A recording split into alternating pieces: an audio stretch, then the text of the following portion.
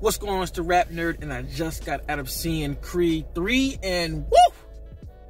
Boy, oh boy, what a movie that was, man. If I don't really know how to explain the movie. Okay, I'll explain it. I mean, this is the third installment, so I'm guessing if you're here, you've seen the first two. So this is a continuation of those stories.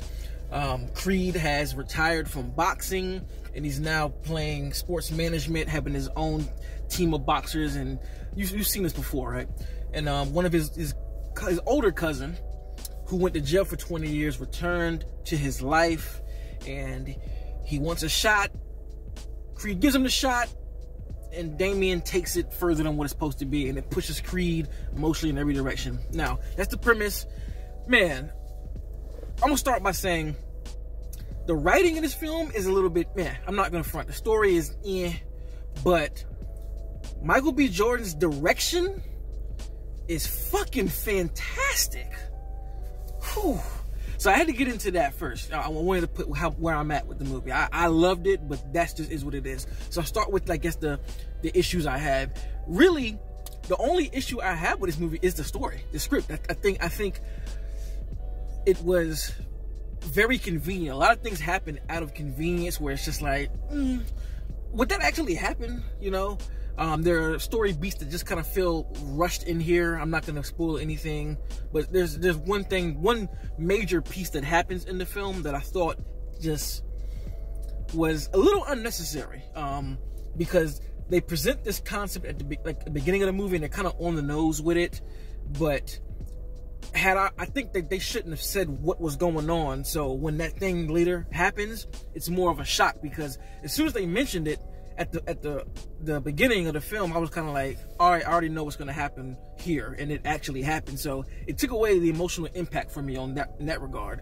And even the way, you know, Damon becomes the champion, it's kind of like, would that happen? And when he, you know, and when he does become the champion, I would think that there would be more to it than just that.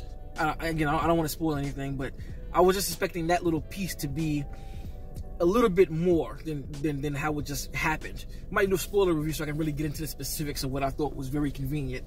But yeah, a lot of it just felt convenient, and it didn't feel as worked for as the other films. I definitely think the other two movies' story and script was way better than this one, honestly. But that's my only issue with it, honestly. Like, the performances were all fantastic. I love the part in the aspect of seeing Creed and Bianca, or Adonis and Bianca, be fully realized. You know, in the first movie, this is what they were aiming towards. In the second movie, they were aiming towards this type of success, and to see the payoff of it, and see how just lavish and luxury they're living, and, you know, having their beautiful daughter. When, you know, one of the big things about the second film was that her daughter being deaf.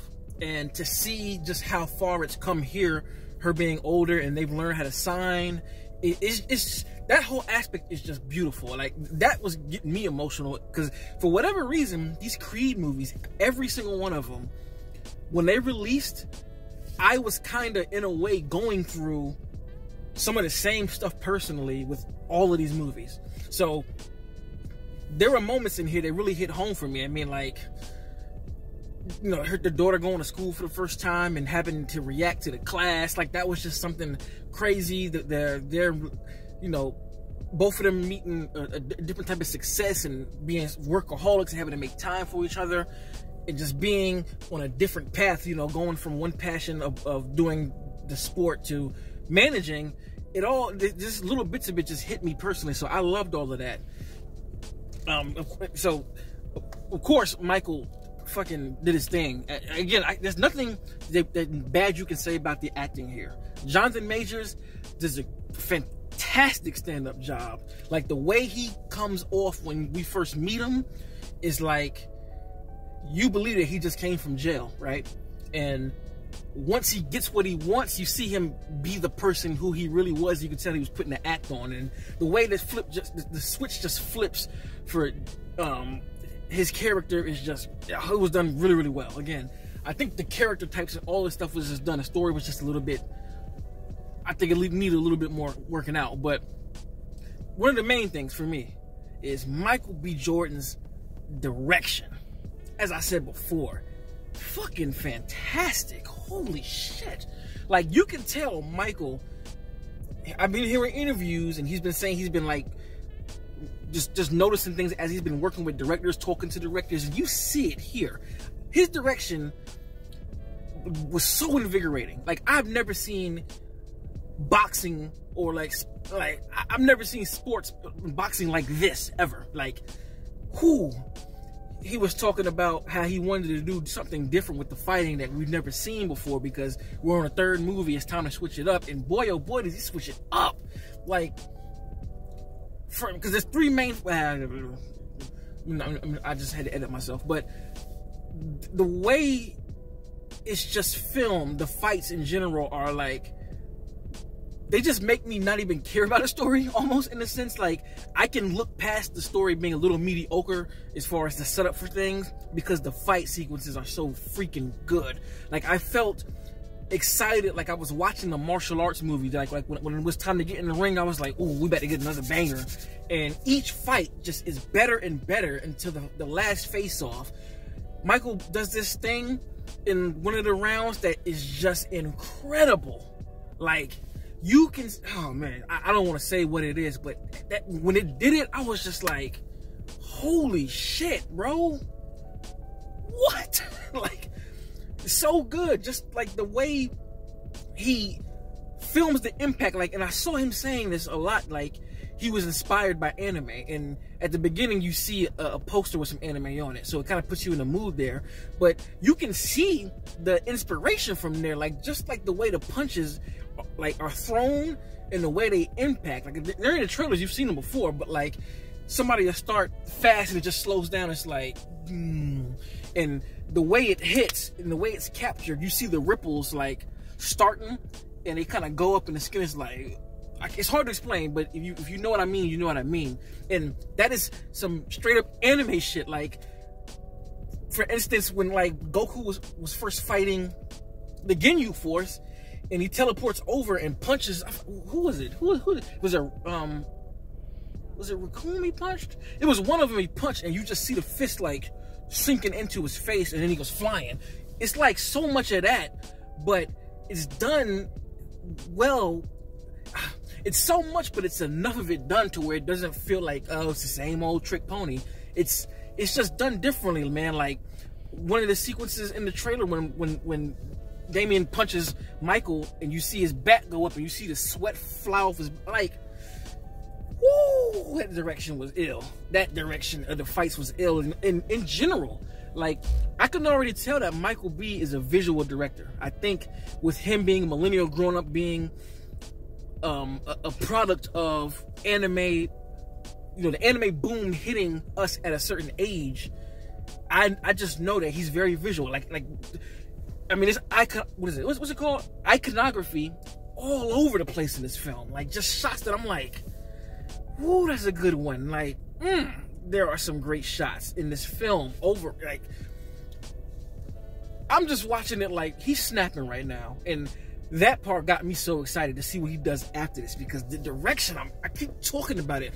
I am a director's director. Like, I like beautiful frames crafted on screen, and we get plenty of those.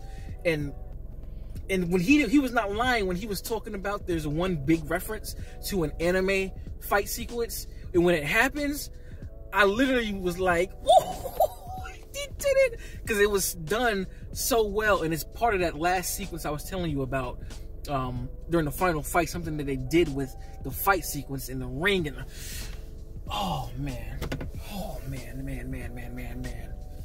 I love this shit, man. Like, oh man, what else can I talk about without spoiling? I definitely want to do a spoiler review for this, because damn, Mike came out swinging when it comes to the direction.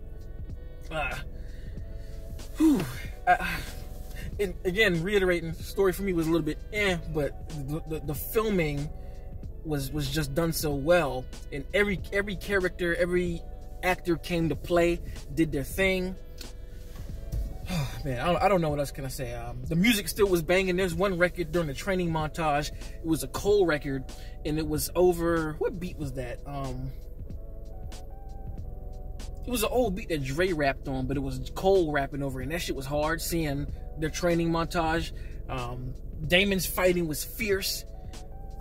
He was throwing them things. Jonathan Majors probably can beat ass for real the way he was throwing them Jones. Like, damn, he was throwing them. What else can I say? I like that they gave Bianca a little more to do in the film as far as like seeing her character arc spread. Like, we see where she's at now, and she just wasn't like a girl in the background. They made it clear like she has a job, she works, she's successful, and this is why she's doing these things. And they feel like a true power couple, and I like that. Like, you know, it wasn't that it was only Adonis doing something and she was just down here. No, they were like equal in doing things to keep their lifestyle that they were living, and I really enjoyed that. And